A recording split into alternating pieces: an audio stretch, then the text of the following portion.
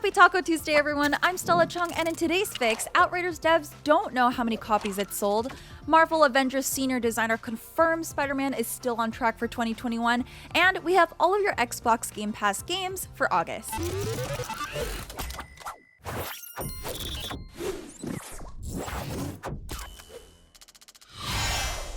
Outriders developer People Can Fly says it doesn't know how many copies the game has sold and hasn't earned any royalties from the game, suggesting it hasn't been profitable for the publisher Square Enix.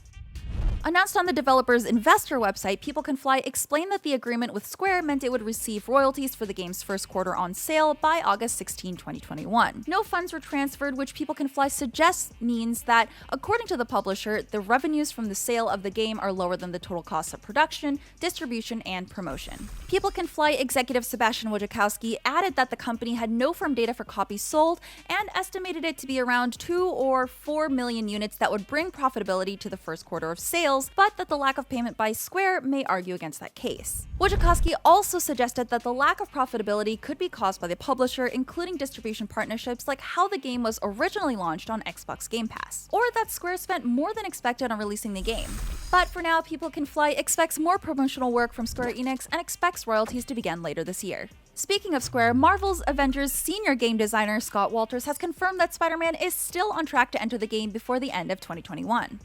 Speaking of Screen Rant, Walters said that Spidey was always scheduled for 2021, and that plan hasn't changed. Spider-Man was announced as a PlayStation exclusive playable character for Marvel's Avengers in August 2020, originally set to release in early 2021. We still have yet to see what Spidey looks like in the game, but with the War for Wakanda expansion releasing on August 17th, and there only being a bit over 4 months left in the year, it might not be long before we get more information. The news of Spider-Man being exclusive to PlayStation players was met with some controversy at the start, since Marvel's Avengers wasn't getting a lot of content then, and players were worried that this version of Spider-Man wouldn't be as good as expected since only a certain amount of players would have access to him.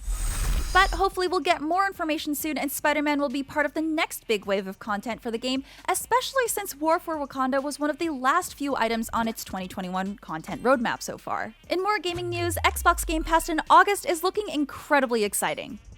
IGN's Game of the Year for 2020, Hades, is available now along with Humankind and Katamari Damacy Reroll. On August 19th, we'll be getting access to 12 Minutes and Psychonauts 2 on August 25th. Skate and Skate 3 are also available via EA Play on Game Pass. In Microsoft's E3 2021 presentation, we got some looks at upcoming additions to Game Pass in 2021, which included titles like Back 4 Blood, Halo Infinite, Forza Horizon 5, and more coming in the fall later this year. Beyond this year, we have games like Starfield, Redfall, Contraband, and others coming to Game Pass on day one. Are you still playing Outriders? How do you think Spider-Man will look in Marvel's Avengers? Let us know. I'm Stella Chung, and now that you're all caught up on the news, check out our latest Apex Legends tips and tricks videos where I break down the 5 best tips you need to know as a beginner getting started in Apex. Download the IGN app on all of your mobile devices, subscribe to the Daily Fix on Snapchat, and for all things everything else, IGN.com. Or something even more. So what? I should play at being a god like you?